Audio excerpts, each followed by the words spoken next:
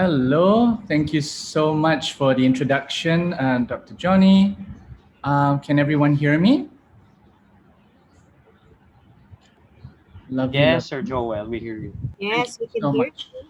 Thank you so much. What I'm going to do is I'm just going to share my screen, and I hope all of you can see my slides. Are you able to see my slides now? Yes, we can see the slides. Thank you so much. Okay, so first and foremost, thank you so much for that lovely introduction. So I represent the Asia eUniversity, and so essentially today I'm going to be talking about some of the key topics that was forwarded to us to brainstorm so that we could contribute productively to this session. Yeah.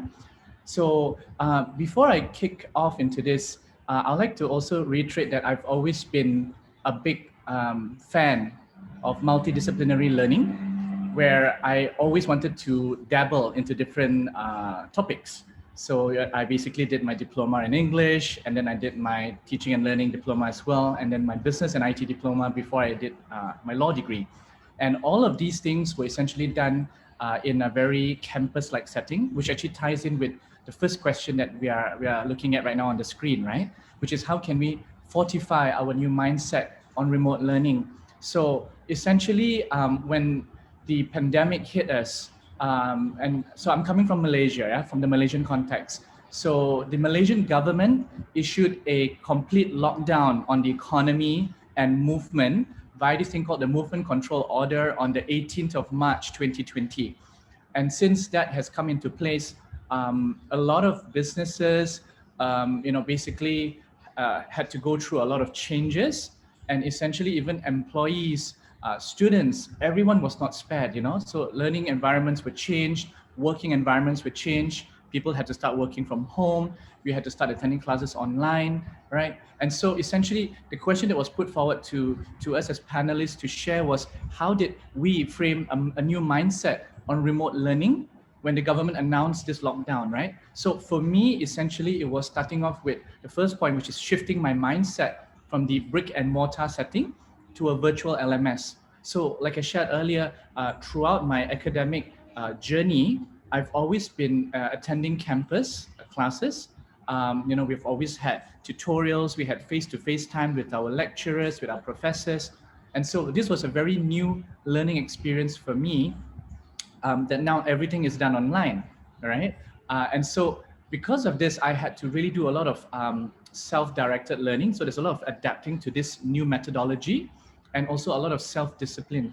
Because essentially for us, when I did my first diploma, after finishing off my A levels, it was pretty much still a mindset that we needed to be handheld in our learning. We needed to be handheld by our professors, or in this case, our lecturers.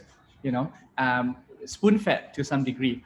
But when you migrate over to an LMS, it's pretty much self-directed, because you need to plan your own time on when you want to learn, when you want to watch the videos, when you want to read the notes, when you want to do your additional article reading, right? So all of these things came into place.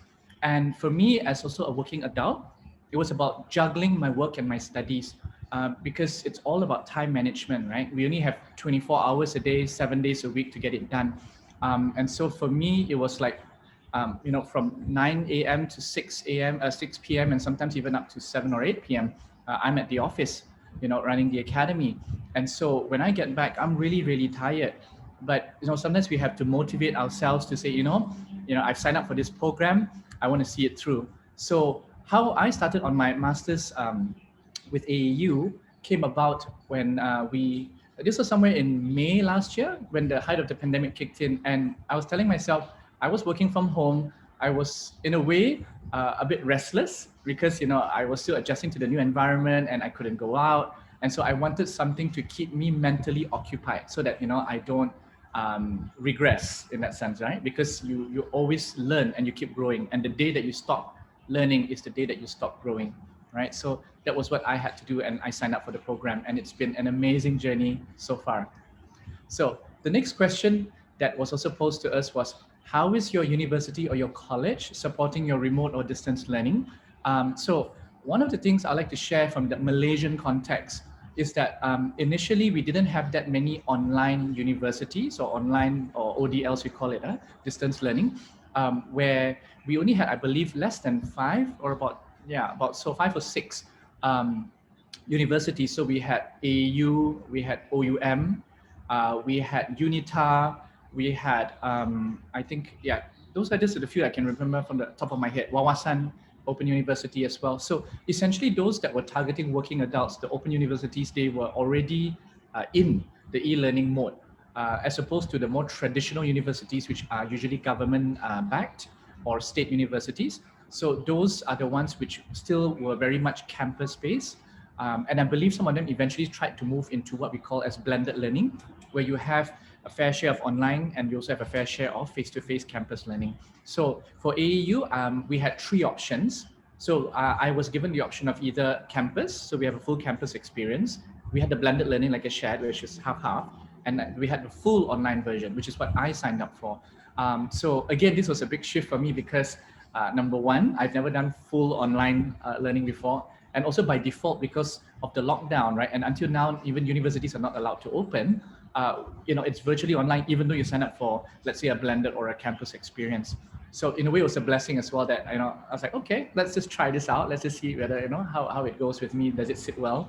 And so I would like to say that some of the features that the university offered was this thing called the MyPLS, which is actually a learning management system where you get all your course material loaded there, right? Your learning guides, your tutorial videos, PowerPoint slides, lecture notes, assignments, and also has this built-in Turnitin feature where you can just submit your assignments and all that very, very quickly, run it through plagiarism. So all of these things was literally at my fingertips and I didn't have to travel out of the house, which is something that was very important for me because last year the vaccines were not out. In fact, this year, I think the COVID vaccines just came to Malaysia last week. So, a lot of people are still staying in, we're still very cautious. We're not going out to the malls, even though we can sort of go out a little bit and have a little bit more freedom, but we choose to stay in for our safety and for our family safety. The second thing would be the MyAEU system, which is a one-stop admin center for all the services that you would generally get on a traditional campus, your bursary, your finance, when you want to enroll subjects, your assessment services, all of these things you can just do literally online, and turnaround time is relatively short. Within 2-3 days you get your answer, which is I think really, really good. All right. And then we also have the Knowledge Center, the AU Knowledge Center, which is a 24/7 e-library that gives me access as a student to literally millions of journals around the world, and that's the beauty about it. You key in a keyword, right? It's like a search engine function, and you get all the articles from all over the world, from Emerald, Google Scholar, and all these would sort of just pull it in together, and you can just access it, and they're all free, right? Some of them you might have to pay a small subscription fee, but a bulk of these things are free, and this is something that I really appreciate because, literally, like I'm doing my assignment right now, and I can just print out any of these materials, all of these actually. So I'm doing my assignment right now because it's a weekend, and I'll touch a little bit more about this. So I just print out what I need. If not, I can sort of just source it online. So the good news is I don't have to mass print. I can scan through first, read through what I need, print it out, and I'm a bit old school because I like to do my highlighting. So at least I know like this. I can sort of see what I'm doing and what are the key points I want to integrate in my assignment.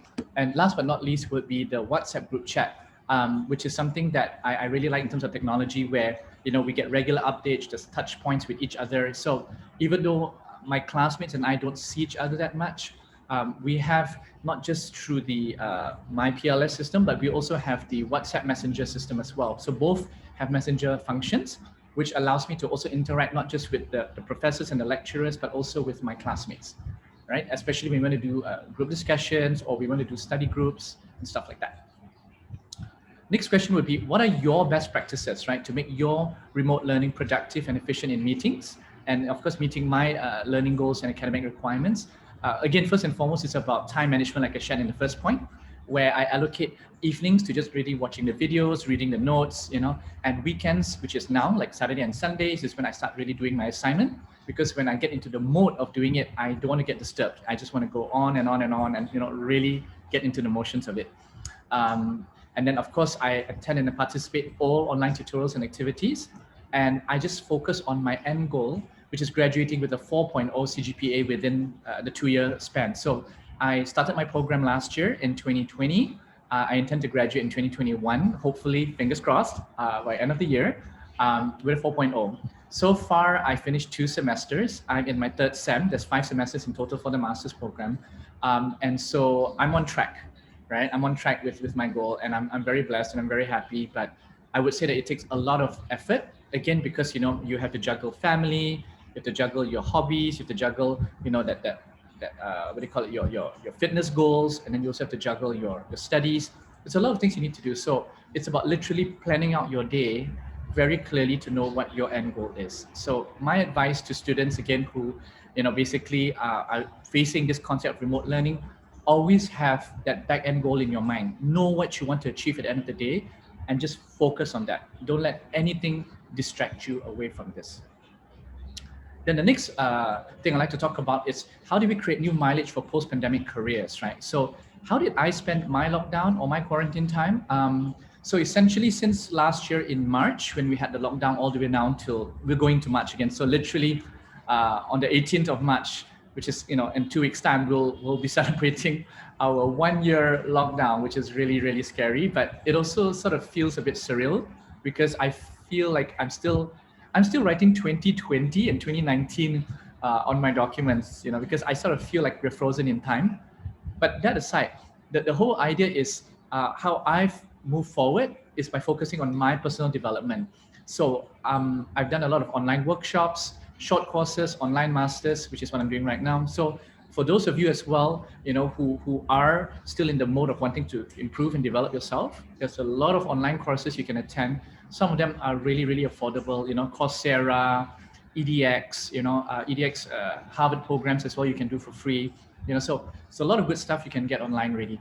Redesigning my CV, I wanted to focus it more on digital and soft skills because I know that once the pandemic blows over, hopefully within the next 1-2 years, when things start getting back to normal again, there'll be a huge demand, even right now as we speak, for digital and soft skills. Everybody needs mindset training. Everybody needs to know how to use, the computers to generate income for them, right? So whether you're doing, online classes, for example, if you want to be an online tutor, or you're doing, let's say, proofreading work. So all of these things pretty much can be done online, and so these are some avenues that you could even look for to get some side income in the process. Obtaining more certificates have definitely been my goal, over the last 12 months, and also expanding my online network. So every time I partake in conferences, I partake in online workshops, I meet a lot of new people online. So even though we don't see each other face to face because, we can't go out, or, they're probably in some other geographical location, then at least, I get to form these relationships with them. And, hopefully when we can start traveling again, we can get to meet face to face and get real stuff done together because we've got really, really great ideas and, we just want to get down to it. Next question was, have you discovered new skills or competencies during your quarantine time, which I would consider employable? Yes, so what I've basically done for myself is trying to brush up on my soft skills. So one of them I'm really focusing on is stress management, because, let's face it, let's be very open about it. When you can't go out and mingle with your friends, when you can't go and hang out with your classmates or with your workmates, it's pretty much the four walls and you. It weighs in on your mind. In fact, I was just reading some articles that talked about, suicide rates literally being the highest, over the last 12 months ever, over the last, few decades, because, we are not meant to be alone. No man is an island. We are meant to go out, interact with people, communicate.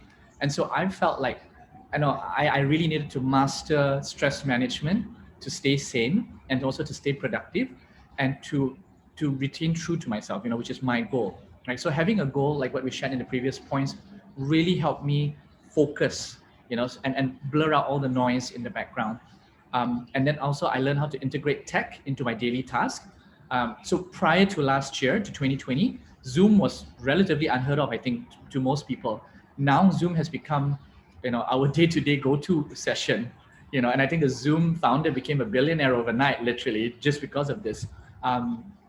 And so I started to integrate this into my communication channels. WhatsApp definitely, because we have to share files, we have to share voice notes, and literally just fun, quirky stuff that just, keeps us connected to people that we care about. and know that we're not alone.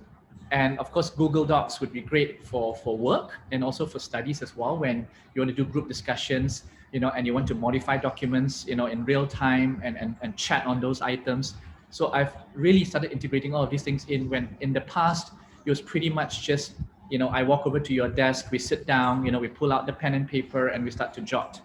All right. And last but not least, creating organic content for social media platforms. So a lot of my friends have gone into home baking. So, they started making cookies, cakes, all that yummy, yummy stuff that you can do. And so what they've done is they're like, I need help to do some copywriting, and so I've always been a lover of words, and to me, language has always been a very fascinating thing. So they would send me pictures of their latest cookies and cakes. And so I would then start thinking about how can I write captions for them, really catchy, liners, and what good hashtags to use. And so we've been experimenting with this over the last couple of months, and I'm happy to say that their follower base has started to grow into the thousands, and I mean, I'm not going to take all the credit for it because, they're doing all the work and making, all the cakes and the pastries, but I would like to take credit for, coming up with the right hashtags and the right captioning, choosing the right pictures to upload. So all of these things was done as a hobby, I don't get paid for it. But I just thought, it'd be a nice distractor, for me to just take my mind. Sir Joel, excuse me. Mhm. Excuse me, Sir Joel. Yes. Sir, there was no share screen on your part. Sorry, there's no I share screen? haven't seen any. Yeah. Oh, I'm so sorry. Okay, let me just, oh, there we go. Let me see if I can get it up. Oh, it's not this one, is it? Hold on. Oh dear, so I was just going on and on without being able to share. Okay, let me try it again. Does it work? Do you see my screen now?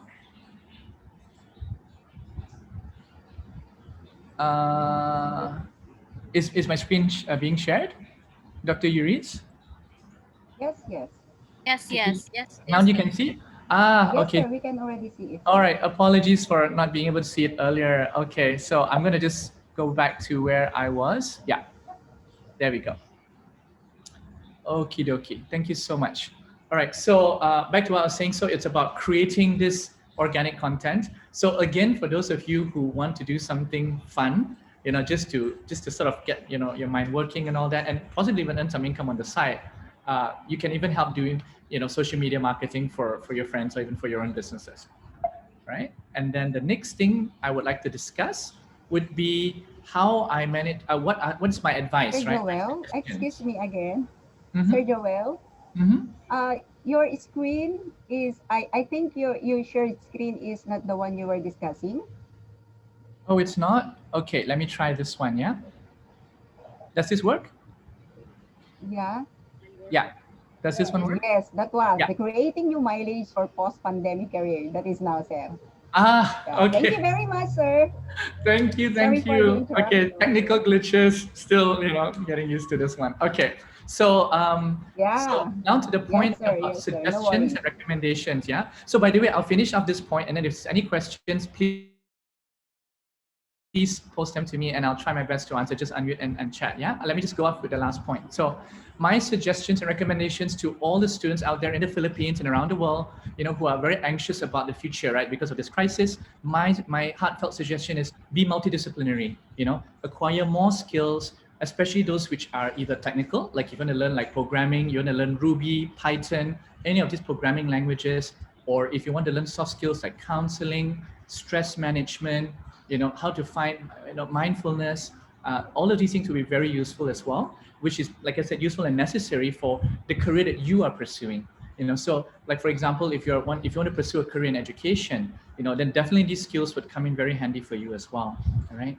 The second point would be explore collaborations with other like-minded individuals, and start a new ecosystem of services. So essentially, like I shared earlier, if you want to go into tutoring online, you want to do F&B like my friends who started to bake these really yummy cookies and pastries, or you want to go into, let's say, personal care or grooming, like mobile spas are becoming very popular in Malaysia right now, where literally you go to someone's home, with the proper SOPs, hygienic SOPs, and then you have your gloves, you have your face shield, you have your mask, and you help them do things like facials or even haircuts, manicures, pedicures, whatever that really helps them relax, because the spas are not open yet, and barbers are not open, so people are just becoming really really frustrated, because these were the personal grooming and care services that helps you relax. And so if you could go to them, there's a huge business there. In fact, one of my good friends, he used to be a banker with one of the top banks in Malaysia, and so he got laid off, and so he basically went into mobile spas, and I was so surprised because he literally watched some YouTube tutorials, did some online courses to be certified, to learn the protocols, and then he started to do this business, I think over the last 3 to 4 months, and his income has been really steady and really consistent, and he feels like, I'm my own boss right now. I can manage my own time. I build relationships with my customers, they refer their friends to me. And so, in fact, I think he was telling me that he's making almost the same, or if not more than what he used to draw from the bank previously. And this is just for a 4-month-old business, which I think is phenomenal. Very minimal capital outlay as well. And the last point would be taking up short and affordable certificate courses to boost your CV or your resume, and also your self-confidence. So my giveaway to all of you today would be to focus on lifelong learning, because like I mentioned earlier, the day that we stop learning is the day that we stop growing, right? We start to shrink, And so in lifelong learning, it's about learning anything that you haven't learned before. It could be a new language, it could be a new skill, or, whether it's vocational or otherwise, or a domestic skill. And literally, you don't really know what is in you, what is your potential, until you really do it, right? Because the thing that this pandemic has taught me personally is that I can be anything that I want. It was a good wake-up call, because a lot of us get stuck in a comfort zone, right? Where we're very used to doing things that we've been trained to do. Like, for example, for myself, I went to law school, so I'm legally trained. So, I think like a lawyer, but I realized that there's so many other things that we can do apart from that, and I went into finance, I went into education, I went into IT. So all of these things added to who I am today. And it gave me a lot of opportunities to, when I send out my resumes, employers, can look through it and they go, hey, this guy can do lots of stuff, this is great. He's not just a one-dimensional person. So it's always, of course, been a debate between being a specialist and being a generalist. But end of the day, you need to find out what makes you happy and what brings you the most value. And to my last slide, my inspiration. So there is no elevator to success, right? You have to take the stairs. So for any of us who like to find shortcuts, you can, but shortcuts get you so far. Hard work gets you all the way, right? And Oprah Winfrey, who is one of my role models, I want to share this quote. She says, the greatest discovery of all time is that a person can change his future or even her future by merely changing his or her attitude. So the key word here is attitude, because it's very easy right now with the pandemic, with all the bad news that's hitting us all around the world, to succumb, to give in and just say, I'm giving up, I'm throwing in the towel, things are not going to work for me, things are going to be more challenging in the future. It's so easy to give up. Don't, rewire the attitude, find something that gives you value, focus on that, and just go for it. Yeah. And so these are some courses, like for example, AEU, right? Part of their social CSR, corporate social responsibility, was to offer free online courses for students to take up. So this is called the MOOC, which is the Massive Open Online Courses. That's the website I'm sharing on the top. It's free, right? So you can share this with your friends as well. Just drop by. I think they have quite a few courses which might be really appealing to you. Like the one that I did was this thing called Understanding Consumer Behavior. So why I took up this was because, well, it's free. And also number two, because I want to understand what goes on behind the mind of consumers, which is very useful when I'm doing my captioning to help my friends with their business. Remember, I shared they're doing this home bakery thing. And so I'm just helping them out come up with good captioning. And I want to understand what goes on behind the mind of the target market that I'm speaking to. So again, these are some platforms you can go to. I mentioned Udemy, Coursera, EDX. These are all also platforms that you can go to improve yourself. So with that, I thank you so much for your attention. Please, if there's any questions, maybe you could unmute your mic and we could discuss it before I pass it to the next speaker.